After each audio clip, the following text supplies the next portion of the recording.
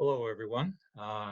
This is Professor Barish again, and this video today is for my Rowan University statistics students. This is the third video on hypothesis tests. This will be the last video, not just for this topic, but also for this semester, since chapter 10 in your textbook is the last chapter we'll be covering. Okay, so let's get started.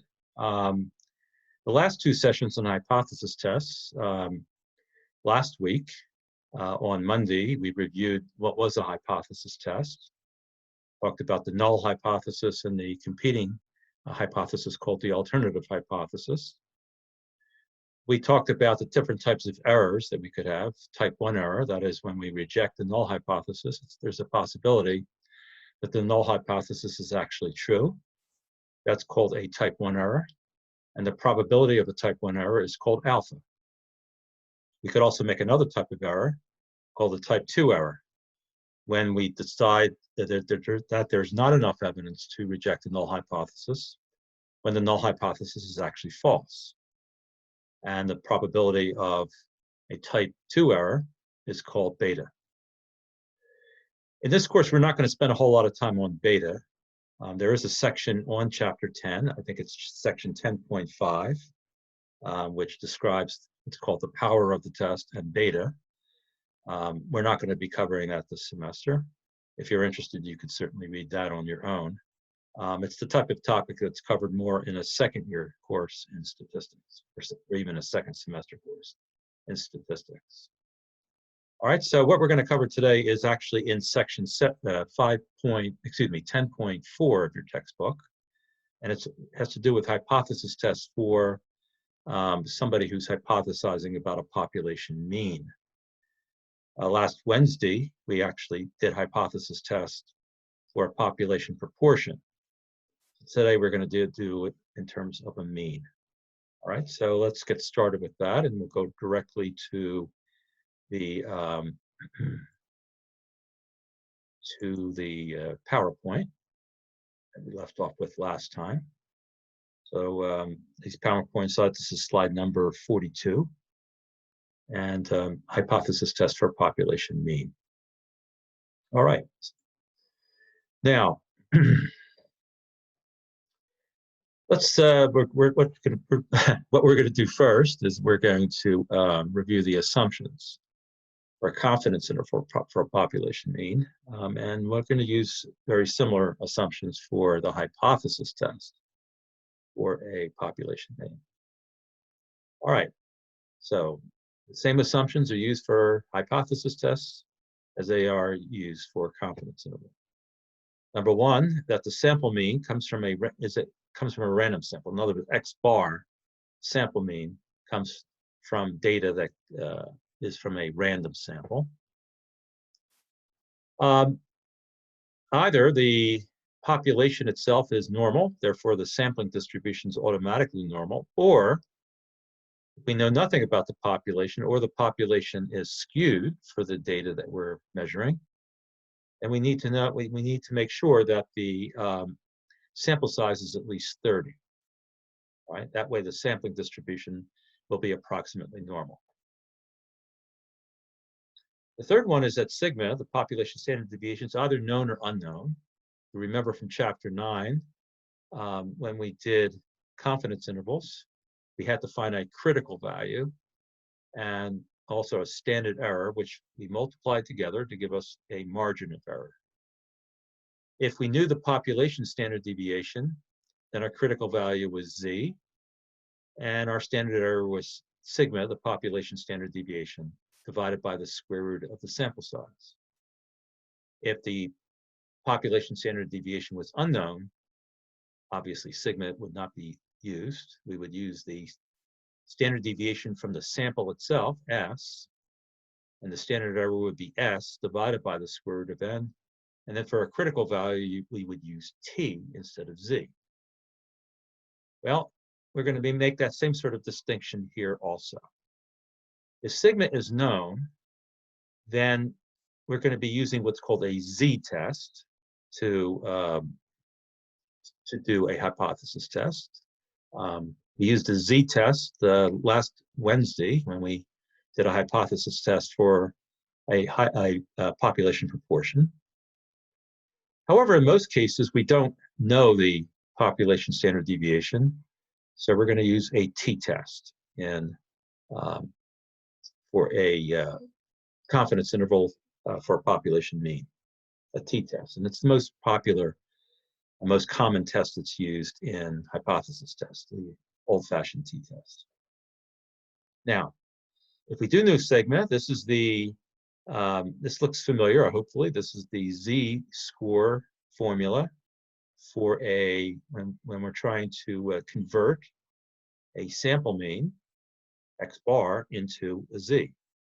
We subtract mu and we divide by the standard error, sigma divided by the square root of n. Okay. So this is the test statistic we use when sigma is known. P-value, of course, is the area under the curve, under the z curve, either to the left of this if this is negative, or to the right of it if it's positive. If sigma is unknown, we use a t statistic. This is the formula for a t anyway. Same numerator, x bar minus mu, but we replace sigma with s, the sample standard deviation, in the denominator. This is the standard error. And when we are going to find the p-value using this, we're going to have to use t-CDF to find the p-value. Over here, when we use a z, we're going to use normal CDF to find an area under the curve, the p-value. Here, because sigma is unknown, we're going to use t-CDF. And therefore, we need to, of course, know the degrees of freedom, which is the sample size minus 1. We'll do some examples of all of this, so it'll be clear to you. One sample t-test for population mean. So this is the most commonly used test for a hypothesis test for a mean, or a single mean. Right? So once again, the null hypothesis is that mu is going to be equal to some hypothesized value. And we'll have an alternative hypothesis. And then we have our test statistic that we're going to use. Now, the alternative hypothesis, we'll determine the type of test that we do. For example, if the alternative hypothesis says greater than, we're going to find the area under the curve to the right of this value. And that's going to be, and we're going to use t-CDF to find that value of the probability. If the alternative hypothesis has less than a hypothesized value, then we're going to find the area to the left of the calculated t. Now, I did make a mistake here. Let me just correct myself. Go back to this first one here. Just realize I said something incorrectly. When we have a greater than here, then we use the t statistic. We draw that on our curve. It'll usually be a positive number if it's a greater than problem here. It'll be to the right. Okay, so your t will be to the right of the mean of 0. And you're going to find the area to the right of this t statistic. And you're going to use t-CDF with degrees of freedom n minus 1. So it's to the right of the calculated t. That's what I said before. If the alternative hypothesis is a less than problem, then we're going to use a left tail test. This first one is called a right tail test. This one's called a left tail test. This typically, the t statistic typically will be negative. We'll find the area to the left of this t, and the degrees of freedom again is n minus 1. And then once again, if the alternative hypothesis says that mu is not equal to some value, hypothesized value, realize now we have a two-tail test. And if we calculate our t and it's positive, we find the area to the right of it using t-CDF, and then we multiply it by 2, because there's a corresponding area on the other side of the curve on the left side. Or if our calculated t is negative, we find the area to the left of this value that's negative is t. And again, multiply that area by 2 to get the complete p-value. So I think there was somebody who contacted me today with a homework question. asking this very question. Why was the answer double what she came up with? And the answer, of course, is that it was a not equal to alternative hypothesis, which is a two-tailed test. So whatever area we find, we have to multiply it by 2, because the area that we found is only 1/2 of p-value. Right. Assumptions with this one sample t-test is that the sample mean and the sample standard deviation come from a random sample. The sample size is at least 30 if we know nothing about the population, or the population is skewed, or the population is at least normal. Population is at least normal, approximately normal, then the sample distribution will be normal, and it doesn't matter the size of the sample. Here's an example here of how to do a t-test.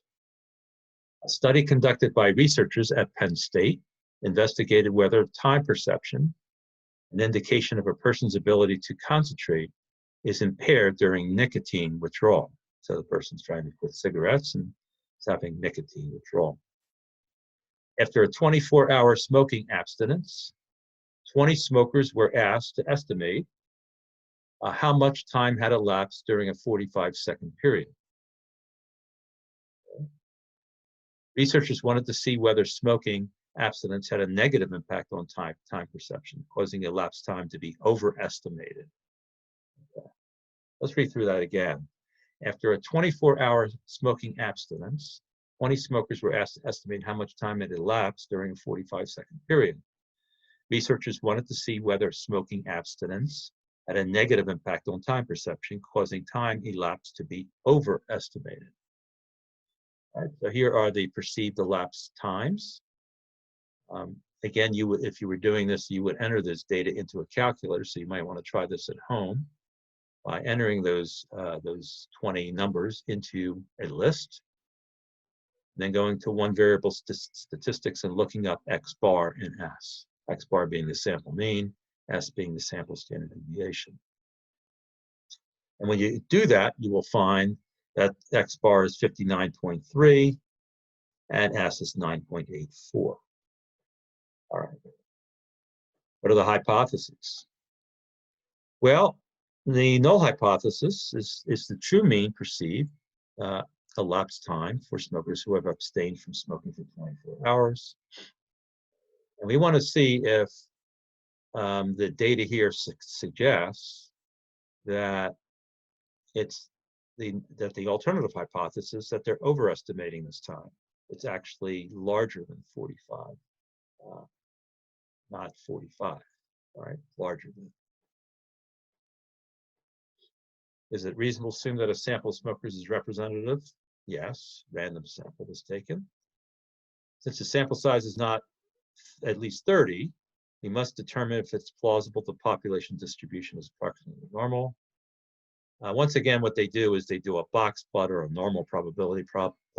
We haven't done this in this course, so for your tests and so forth, I will state whether, if n is less than 30, whether the normal distribution is used for the population. Okay. Box plot's approximately symmetrical according to this, so the population distribution is approximately normal. All right. So we'll just assume that the sample distribution is normal because the population is normal. We're going to compute the t-test now. Once again, the numerator is going to be x bar minus mu, mu being what? Hypothesized mean.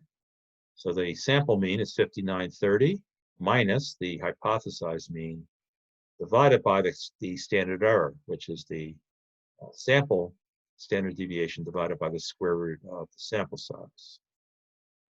When we did this calculation, we came up with t is equal to 6.5, so a very large t statistic. And if what you do, of course, this is, by the way, a right tail test.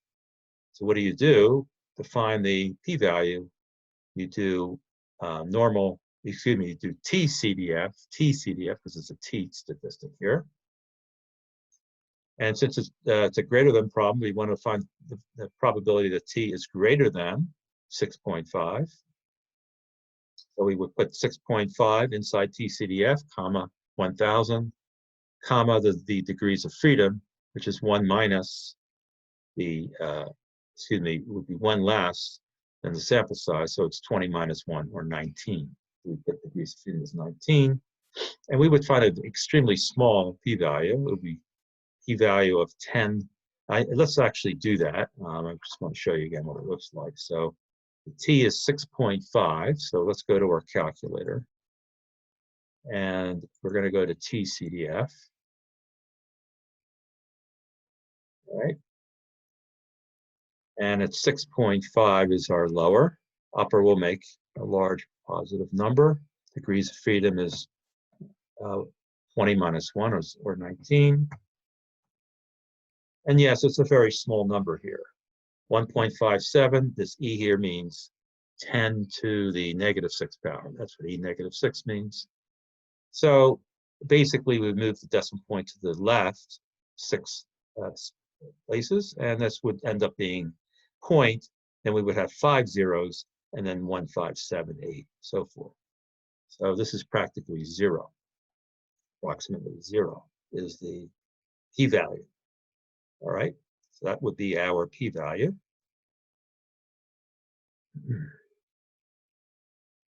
So that's where they came up with p-value approximately 0. If we make alpha 0.05, well, p-value practically 0 is going to be less than any alpha we pick. So we're going to, whenever p-value is less than or equal to alpha, we reject the null hypothesis. Right? So there is convincing evidence that the mean perceived elapsed time is greater than the actual elapsed time of 45 seconds. In other words, there seems to be support for the theory that smoking abstinence tends to lead to time overestimation. Right? They overestimated the time of 45 seconds. All right. Any questions about that? Well, there's nobody here, so I was just kidding there. I don't have any questions to myself. So that's what happens when you're confined in the house for a few weeks. You start getting a little silly. All right.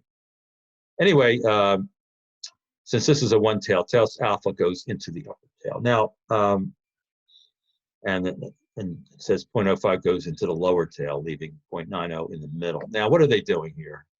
They're coming up with a confidence interval here. I think they tried to do this before also. There is a connection between hypothesis tests and confidence intervals. And I'm not going to make you responsible for knowing this connection, but I'm just going to bring it up very quickly. If you were going to make an actual estimated confidence interval here, you would take the sample mean, and you would add what? Add and subtract your margin of error here. And what is the margin of error? The margin of error would be your critical value, T critical value. All right. So if this was, I think, what are we making this here? Let's go back just for a second. Since 0.05 is in the left tail, 0.05, that means 90% is in the middle. So they're making a 90% confidence interval here. And this is the T critical value for a 90% confidence interval when the degrees of freedom is 19, 1.729. And this is the standard error, 9.84 divided by square root of 20. And they came up with this 90% confidence interval. And notice that the hypothesized value of 45 is not inside this interval. All right. So there's a connection here that if the hypothesized value is not inside the confidence interval, then we're going to end up rejecting the null hypothesis. If it is inside the confidence interval, we do not reject the null hypothesis. But that's what they're trying to explain here. For those of you who will be looking through these slides later, I will post these slides. That's what they mean by that. But you're not going to be responsible for knowing this connection between hypothesis tests and confidence intervals. Just wanted to show it to you briefly, so in case you were wondering. All right, anyway, let's get to another example here. It says a growing concern of employers is time spent in activities like surfing the internet and emailing friends during work hours. In other words, employers are concerned that their employees are goofing off. That's basically what they're saying here. All right, so this newspaper, the San Luis Obispo Tribune, summarized the findings of a large survey of workers in an article that ran under the headline, "Who goofs off more than 2 hours a day?" Most workers, the survey says. All right, anyway, suppose that the CEO of a large company wants to determine whether the average amount of wasted time during an 8-hour day for employees of our company is less than the reported 120 minutes. So each person in a random sample of 10 employees was contrasted and asked about daily wasted time at work. This is, of course, assuming that the workers are going to be honest with their employer about this, but let's assume for some reason the employer said, "I'm not going to fire you if numbers are low." All right. So here are the resulting 10 numbers. So you would again put these numbers into your into a list in your calculator, and then go to one variable statistics, and you would find that the sample mean is 116.8. The sample standard deviation is 9.45. The sample size is 10. That would be the hypotheses. Well, if mu is equal to 120 minutes of wasted time during the day, then the alternative hypothesis, okay, is that these employees actually wasted less time. All right, they're good employees, right? Or they're maybe lying employees. Maybe they got hold of what the employer was trying to find out, and they decided, we got to keep our numbers below 120. All right, so verify the assumptions. The sample was a random sample. Since the sample size is not at least 30, we must determine if it's plausible that the population is approximately normal. And there's some skewness here, but no outliers. Well, I don't know. let's just make the assumption that the population is normal. All right. I don't like the reasoning they made right there, but it's just an example. All right. Anyway, so here's our stated hypotheses. The sampling distribution is normal. We'll assume that. And then we're going to calculate a test statistic. All right. Now, because the alternative hypothesis is less than, we're going to be doing a left tail test. All right, left tail test. Typically, not all the time, but typically the t statistic that you calculate will be negative. So the sample size is 116.8. A hypothesized value is 120. And then the denominator has this division inside the denominator. It's s divided by the square root of n, 9.45 divided by square root of 10. And it comes out to negative 1.07 is your test statistic. And then if you do a left tail test, once again, you use TCDF. This is a less than problem here. Inside your parentheses, your lower endpoint will be negative 1,000.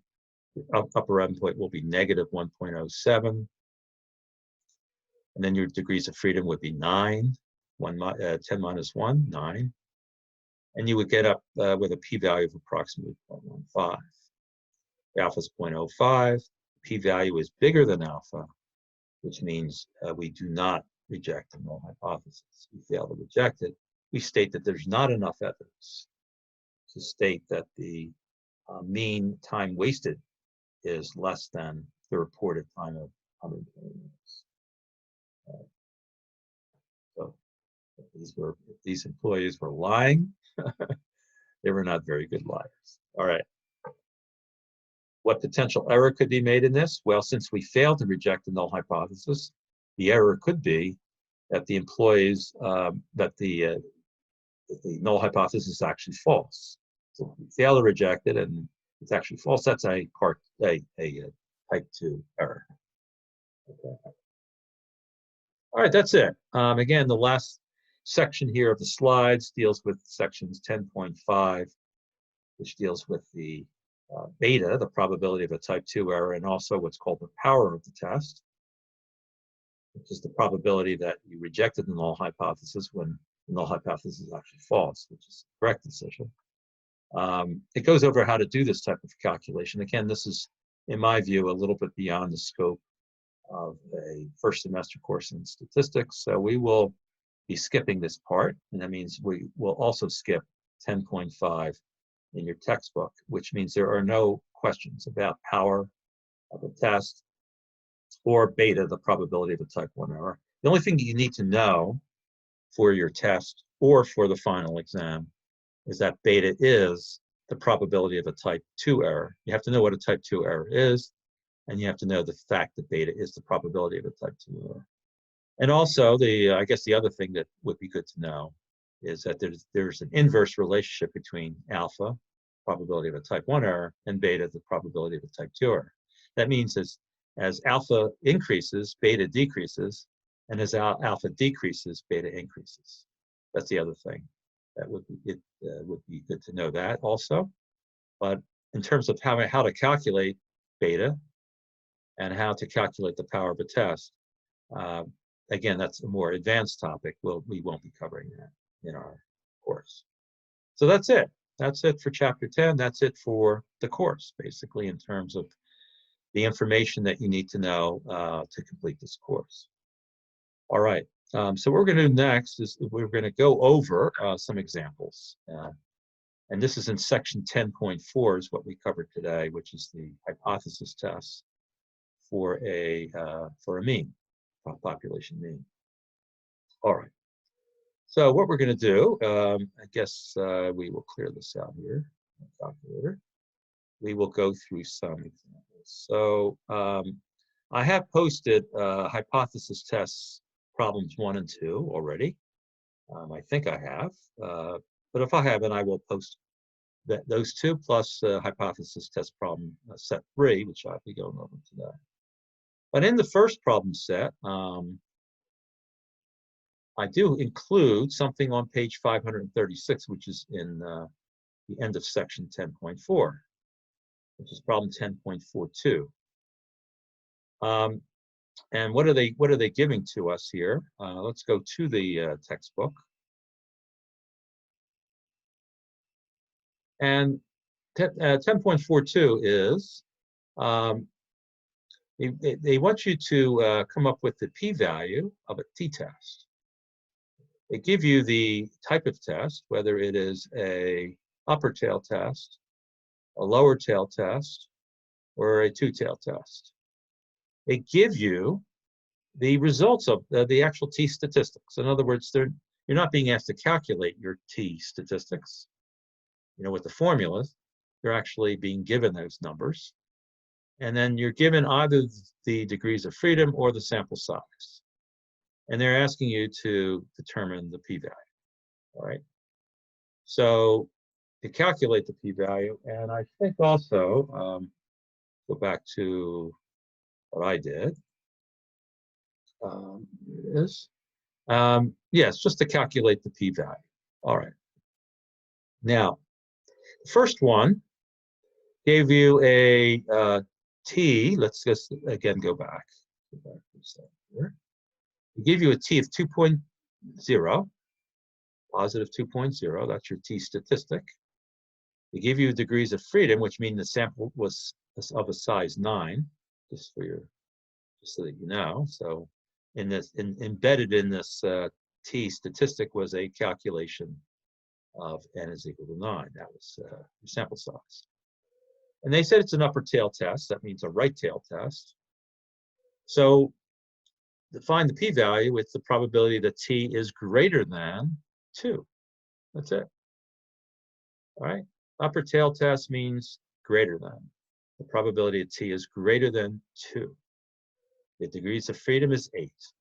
All right. So let's go again, find that.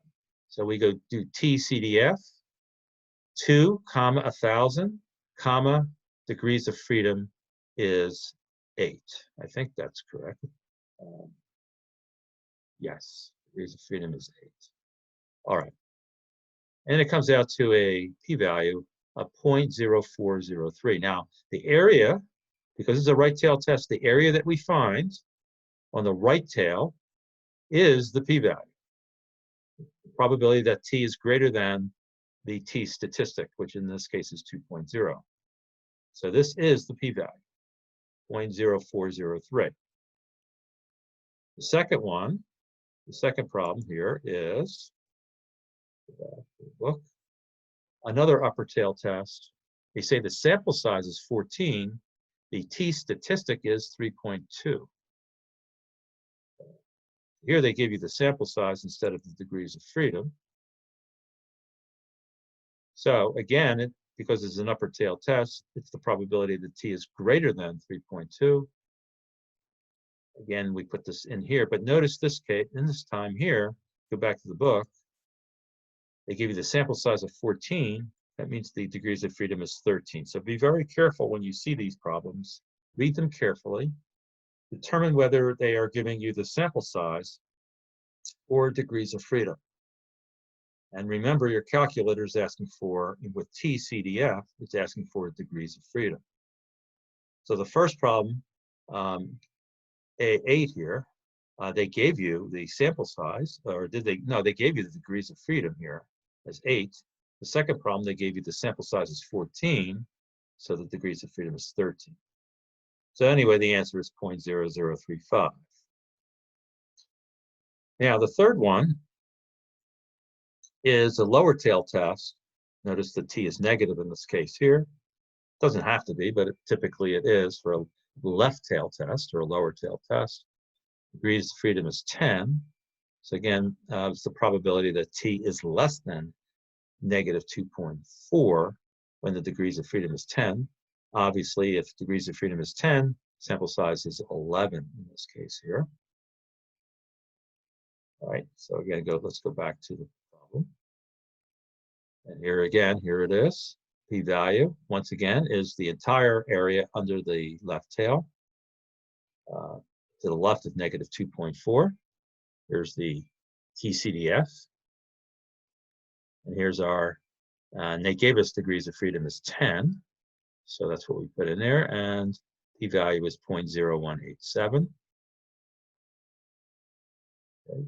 All right, once again, the next one, again, a lower tail test. This time they gave us sample size of 22.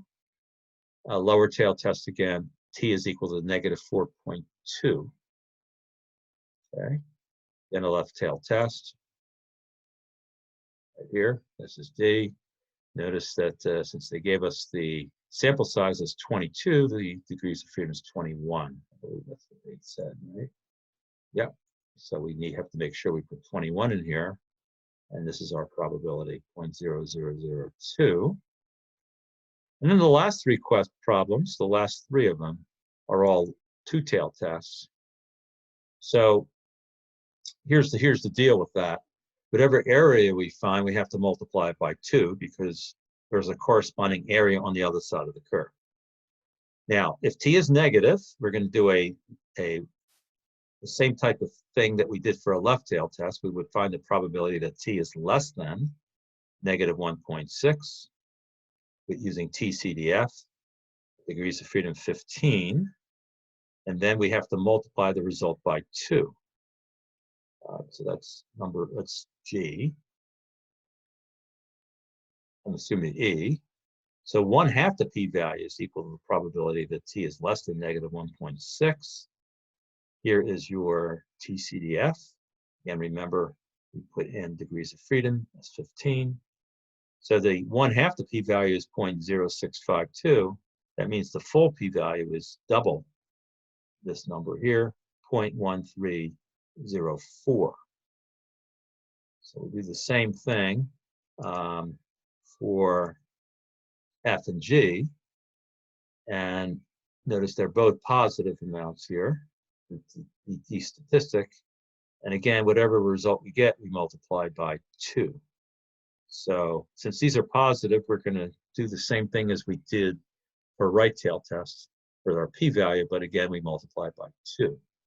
So 1.6 is our t statistic part F, 6.3 for part G. In both cases, n is equal to 16, which means the degrees of freedom is equal to 15. All right. Now, For E, I think we already, no, it's for F. Now, one thing that you should notice I didn't go through all the TCDF again with F, because F is just the same area as E, as E. Now, E, they gave you might not have thought it was the same problem, but for E, they gave you the sample size is 16, or the degrees of freedom is 15.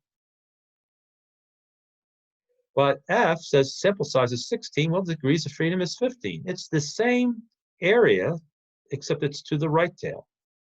Same area as E. All right, same area. So once again, the p-value is the same. It's just the other side to the same problem. And then G, different problem in this case here. So we have to actually do TCDF. And its t is greater than 6.3. Again, because it's a positive number here, we're going to do the equivalent of a right tail test. Sorry about that. And so it would be 6.3 as the lower boundary, 1,000 upper.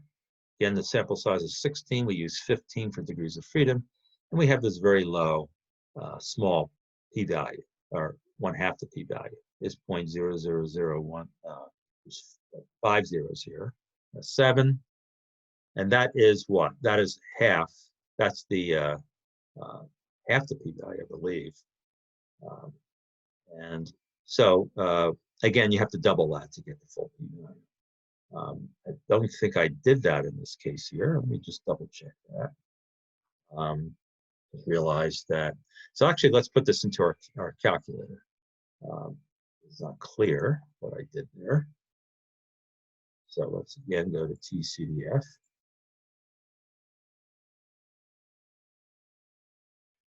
And what was the number that we're using here?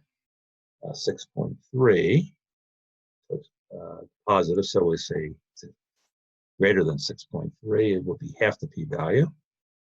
And then the degrees of freedom will be 15. So the sample size is 16. And it's 7 times 10 to the negative 6. All right, 7 times 10 to the negative 6. So it would be 5 zeros and a 7 would be the 1/2 the p-value. So let's go back. And yeah. So this is 1/2 the p-value here. And again, to find the full p-value, what do? We multiply this by 2. And I didn't do that here, but if you can include that in your notes for G here, then 1/2 the p-value is equal to this number here. That means the p-value is double this. So it would be 0.000014. It's still close to 0. I would probably just say approximately 0 anyway. All right, so that's it for this section here on p-values. And what I'd like to do next is go to the newest handout. And I'd like to, let's see, this is this one here, I believe, number 3. And we're going to stay on the same page and look at problem number 44. Let's go back to the textbook. All right, so let me move my picture out of the way here. And anyway, it says paint used to paint lines on roads must reflect enough light to be clearly visible at night. Let mu denote the mean reflectometer reading for a new type of paint under consideration. A test of mu of the null hypothesis, mu is equal to 20, versus the alternative, mu is greater than 20, based on a sample of 15 observations, gave t is equal to 3.2. What conclusion is appropriate at each of the following significance levels?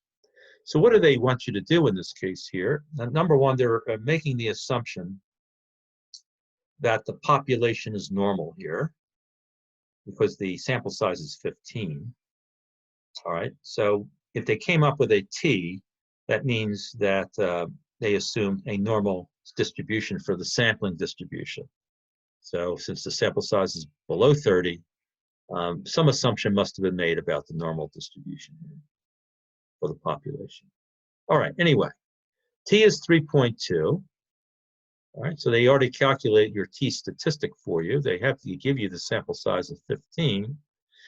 This alternative hypothesis, since it says greater than, makes it, leads to the conclusion that we're going to do a right tail test. A right tail test. So let's look at 44.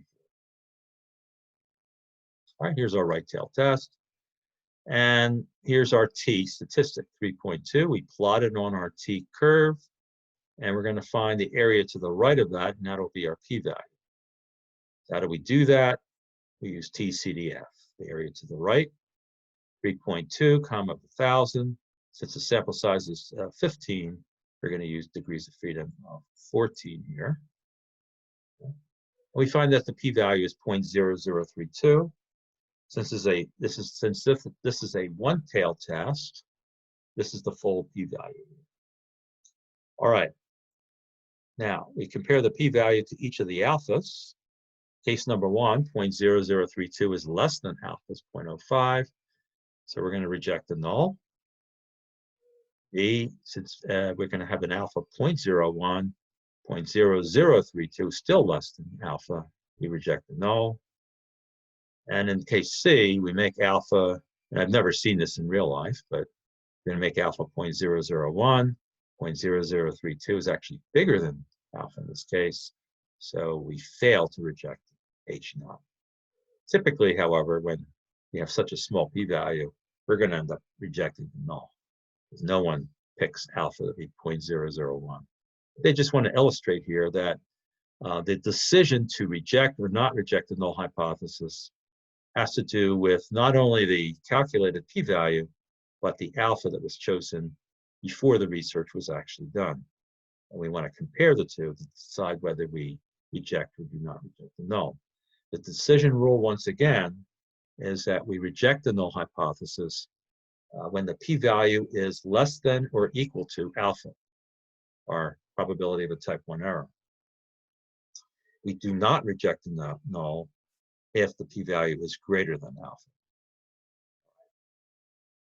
Now, the next thing I'd like to do is go to page 537 and look at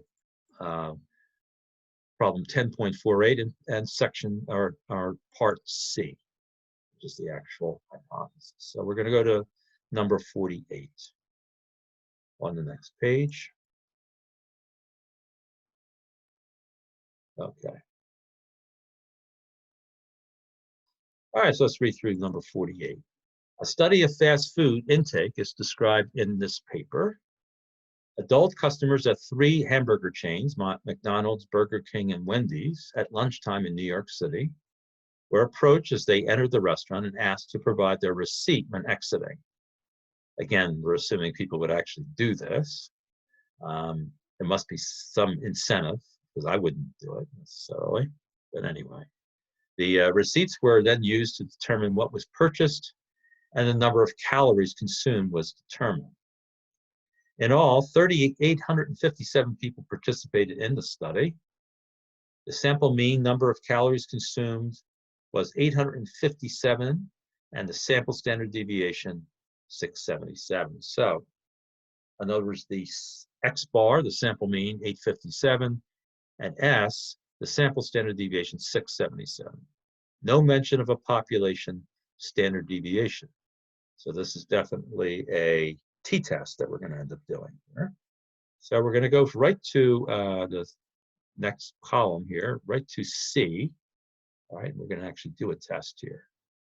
So based on a recommended daily intake of 2,000 calories, okay, the Healthy Dining Finder recommends a target of 750 calories for lunch.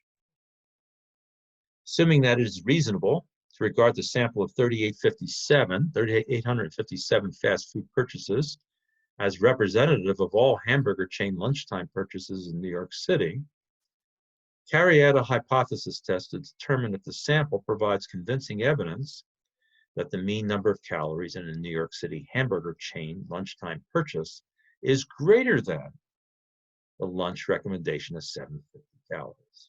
All right. Now, 750 here is our hypothesized number, hypothesized mean. It's a target. It's basically somebody's making a conjecture here, recommendation conjecture. So our null hypothesis will be mu, the population mean, is equal to 750. And since the alternative, the hypothesis says greater than here, we're going to say for our alternative hypothesis that mu is greater than 750. We're going to use our probability of a type 1 error. Another name for that, by the way, is the level of significance, or significance level. That's another term for the probability of a type 1 error, or alpha.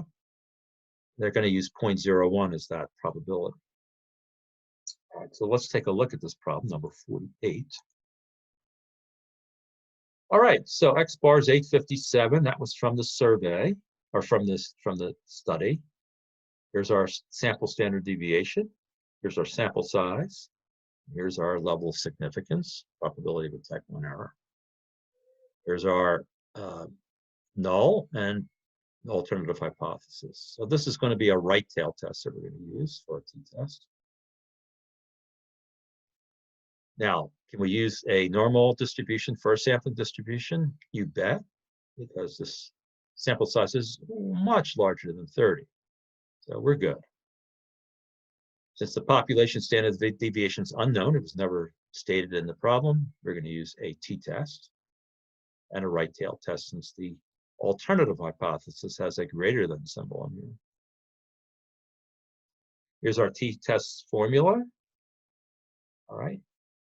And we just plug in the numbers. 857 for the sample mean, 750 for the hypothesized mean, 677 goes for S for the sample standard deviation, and then 3857, we plug that into N. Now, this particular thing here, this ratio here, I want to show you how to do it with your calculator. Because if you make some mistakes with your calculator, it can certainly come up with the wrong number. So let's just go back to our calculator. And the way to do this is we're going to open up a set of parentheses. We're going to say 857, and we're going to say minus 750. So that's our numerator. And we'll close our parentheses. Then we're going to divide by. And now it's important to put another set of parentheses here. So if we have a ratio in our denominator, we must use parentheses here. Otherwise, we may end up with the wrong answer. So it's 677 divided by, this is all in the denominator, the square roots. All right, so you can see what I'm doing here. The square roots of 3857. Okay. I have to hit my right arrow button here to get myself out of the square root. So I can close the parentheses. All right, so you see how I did it? This is the numerator. This is the sample mean minus the population mean divided by, and this whole ratio in the denominator is our standard error for a t-test. Hit enter. And it's a pretty big t statistic, 9.8. Very large, 9.8. I already know what the answer to this is going to be. The area to the right of that is going to be practically 0. All right, so back to the problem. I actually rounded it to 3 decimal places. And p-value is going to be this entire area to the right of this. It's a right tail test. Remember, the alternative hypothesis is greater than symbol, which means a right tail test. The probability that t is greater than 9.816. We're going to use t-CDF again because it's a t-test. Notice the degrees of freedom is 1 less than the sample size. And we get this outrageously small number. Use your calculator. You're going to get, it'll say 8 point, and then it'll have a bunch of digits after that. And then it'll have e negative 23 at the very end. Well, that means 10 to the negative 23 power. That means you move your decimal point 23 times to the left of 8 here, which means we have point and then 22 zeros and then the 8. Well, that's 0. For all intents and purposes, that's 0. It didn't matter which alpha you picked. it's a p-value approximately 0 is going to mean reject the null. Right? There's a large significance here of rejecting the null. Great deal of evidence. Right? Reject the null hypothesis in this case here. All right. So anyway, so this 857 here is much larger than 750, and 750. The calorie intake is definitely bigger than 750. That's what this evidence suggests. All right, well, let's look at 51, the next one. All right, number 51, and that's on the next page. 538.50. All right. A credit bureau analysis of undergraduate students' credit records found that the average number of credit cards in an undergraduate's wallet was 4.09. Wow. I hope you guys don't carry at least 4 credit cards in your pocket. I don't even have 4 credit cards in my pocket. All right, anyway. It was also reported that in a random sample of 132 graduates, so N is 132, the sample mean of credit cards that the students said they carried was 2.6. All right, so the credit bureau is coming up with a hypothesized value, and the sample is coming up with a sample mean. All right, so this is the hypothesized mean is 4.09.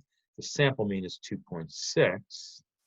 The sample standard deviation was not reported, but we're assuming 1.2 for this problem. Is there convincing evidence that the mean number of credit cards that undergraduates report is less than the credit bureau's figure 4.09? Less than. That's telling you this is going to be a left tail test. All right, so let's take a look at the solution for this. So remember, the null hypothesis always has equal to here. So it's mu is equal to 4.09 versus the alternative. And again, they're saying less than 4.09. Is 4.09 too high? Well, the sample size is much larger than 30, so we can use a normal sampling distribution. We'll assume that. If we couldn't assume normality here, by the way, we'd have to do some other type of hypothesis test. This would not work. All right, anyway, the sample mean is 2.6. Our hypothesized, or not hypothesized, our estimated sample standard deviation is 1.2. Sigma is unknown. So we do a t-test. Okay. So you might say, well, shouldn't we have done a z-test in this case here? And what they said in the problem is the sample standard deviation is assumed to be 1.2, not the population. So we're going to do the t-test. All right, go back to the problem. All right, again, the formula for the t-test, we plug in the numbers, and we get this outrageously small t-statistic, negative 14.266. And that leads to the area to the left of that is 0, pretty much 0. So did we even need an alpha in this case here? No, because I don't care what alpha you picked. P-value 0, practically 0, is going to be less than that. So we're going to reject the null. You ever get a t-statistic that is either negative with a big number or positive with a big number, any number bigger than 4 or 5, or negative or less than negative 4 or 5 is going to be very significant. All right, we're definitely going to reject the null hypothesis. All right, so let's look at number 57. This is the last one that we're going to look at today, and that'll be it for our videos. All our videos will be done. So let's go ahead and look at number 57. It starts on this page and continues on the next one. It says many consumers pay careful attention to stated nutritional contents on packaged foods when making purchases. In other words, they take a look at it. What type of ingredients are in the packaged food. It is therefore important that the information on packages be accurate. All right. It says a random sample, I guess that's the word, of 12 frozen dinners of a certain type was selected from production during a particular period, and the calorie content of each one was determined. And here are the resulting observations along with a box plot of the observations. So there's not that many of them here. Let's see, this 6, 8, and 12. There's only 12 of these, right? 12. It does say there are 12 frozen dinners. All right. So this is the calories in each one of these. And here's what's called the normal probability plot. Again, you're not responsible for this, but the way this works is if this ends up being close to a straight line, we assume normality. So we will assume normality in this test case here. And these numbers here is the sample data. So if you were given a problem like this, you would actually put these numbers into your calculator, and you would come up with your mean and standard deviation. So let's go ahead and do that.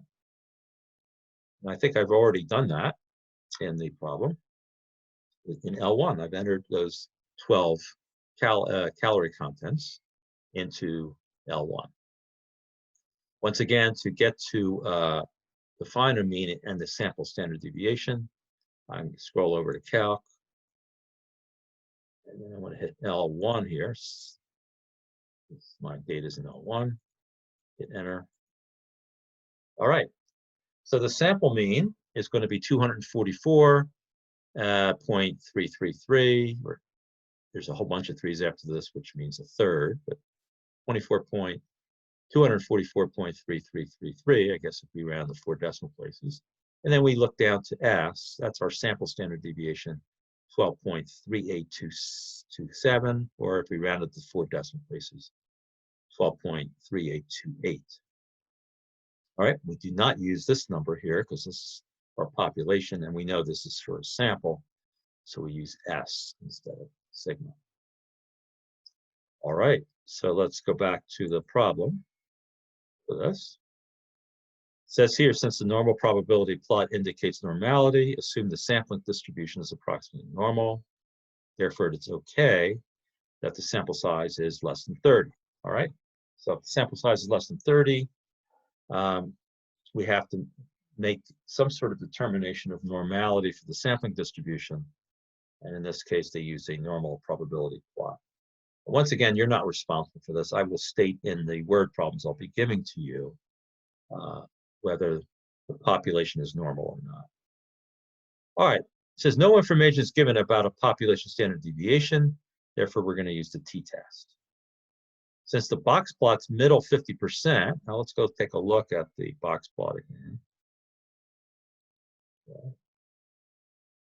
Now B here, I guess it's, you have to state what B says here, because A says, is it reasonable to test hypotheses about mean calorie mu by using a t-test? And the answer is yes, because of this assuming normality. B, the stated calorie intake content is 240. So on the box, it says 240. During the production process, these were randomly selected from the production line. And the calorie intake was actually measured, and none of them really were 240. They were all different numbers, around 240. So this is stated high calorie content, 240 is our hypothesized value. That's what the box says, at least. Does the box plot suggest that the average content differs from the stated value? So 240 is the stated value. And then where is the average content? Well, the average content is somewhere in the middle here, all right?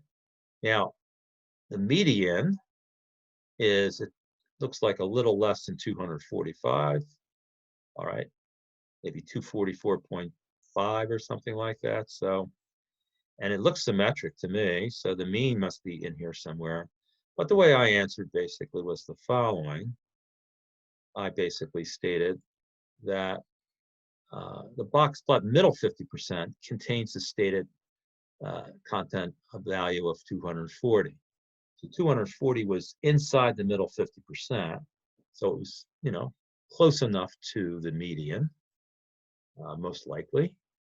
And therefore, it seems to me, at least, that this 200, that the data was pretty close to the 240. All right, suggesting that we're probably not going to reject the null hypothesis. In other words, these numbers are basically not too different from 240. All right, and in actuality, if you put those numbers into your calculator, it was the mean was 200. The sample mean was 244.3333. Well, that's close to the 240, isn't it? Pretty close. So the initial impression is that there's no difference. There's not much of a difference between the two. Now, you still have to do the test. You still have to calculate the t-statistic because you could be fooled by the box plot. All right. It's suggesting that maybe we're not going to reject the null hypothesis, but you can't know for sure unless you run the actual t-test. So that's what we're going to do. Now, in this case here, if you go back to the problem, it's basically saying, does the actual content differ from the stated value? Differs. So the word differ here means not equal to. So this is a two-tailed test. I want to make that really clear to everyone here that we're dealing with a two-tailed test because we're not saying greater than or less than, we're saying different than, difference. So a two-tailed test is what we're doing. Hypothesis of value is the stated value on the box. That's 240. We want to see if the sample data indicates that that it's something significantly different than 240, or is the sample data suggest that this 244 average of the 12 boxes is just normal variation around a mean of 240. All right. If that's the case, we would not reject the null hypothesis. All right, here's your t-statistic formula.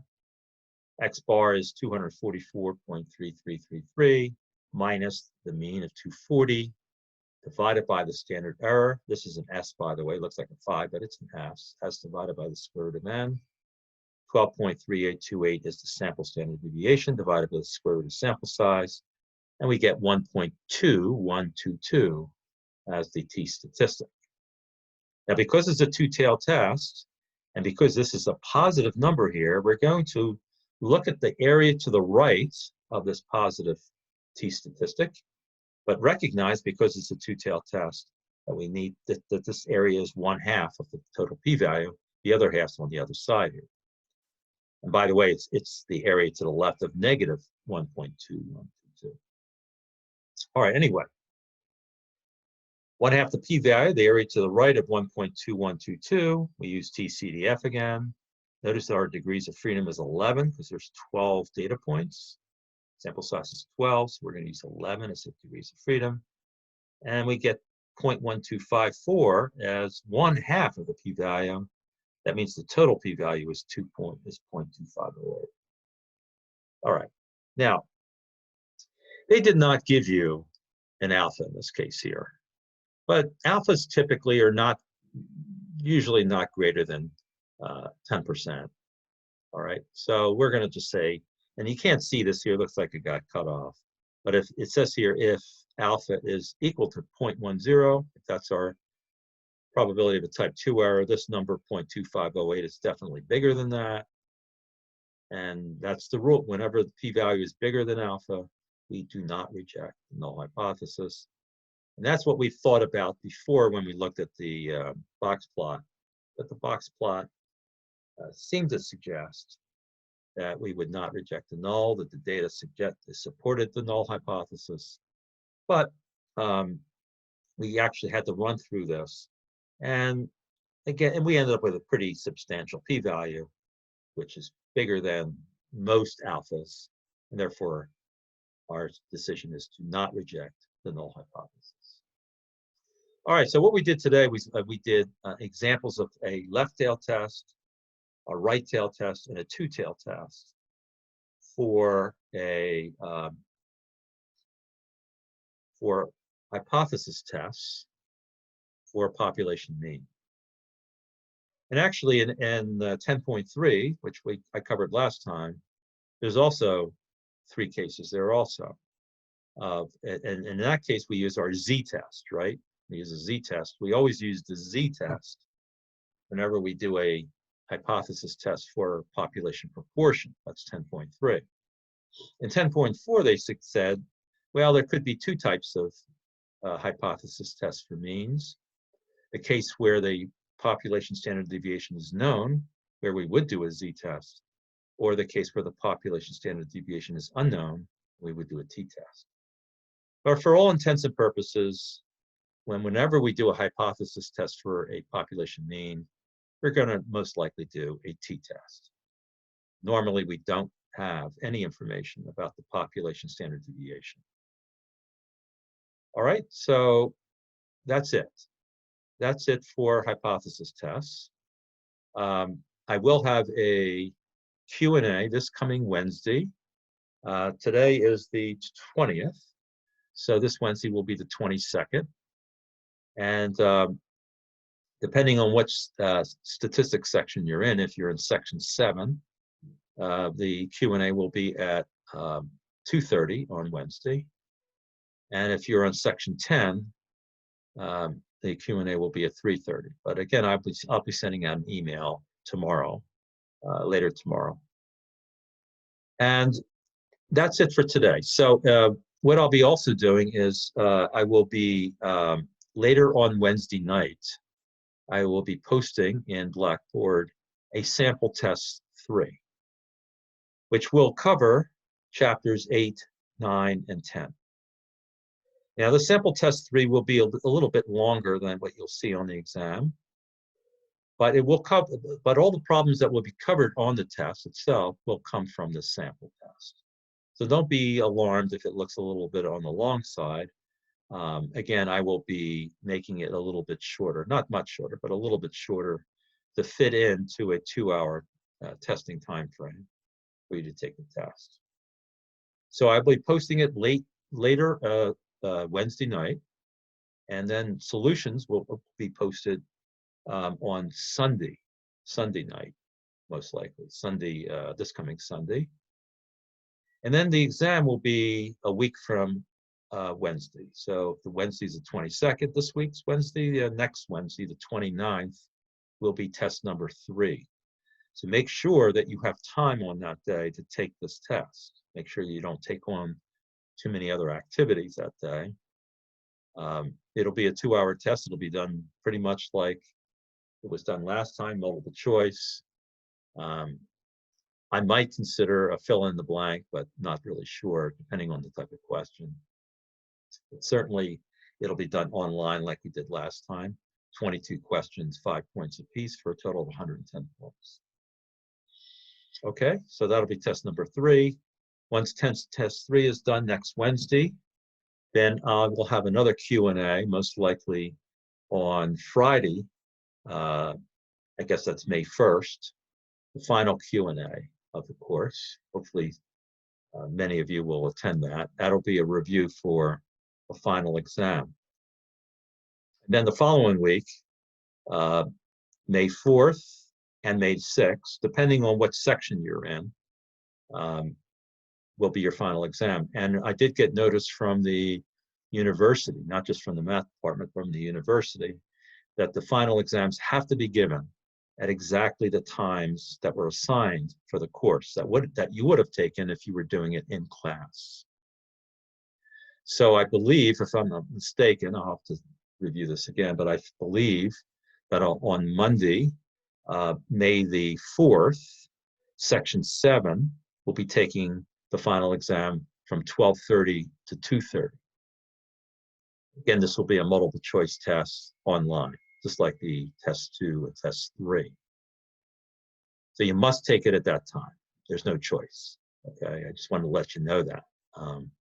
So make sure you have that time free, all right, because it will not be given any other time during that day.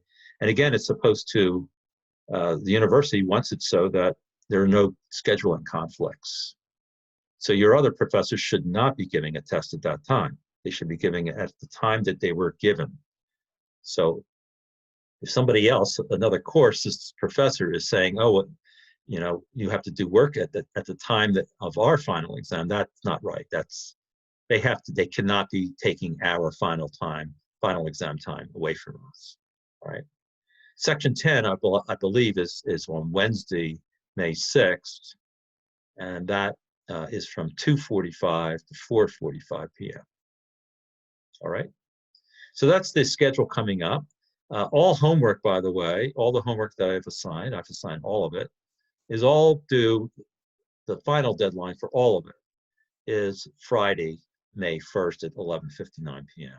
No homework will be accepted after that time.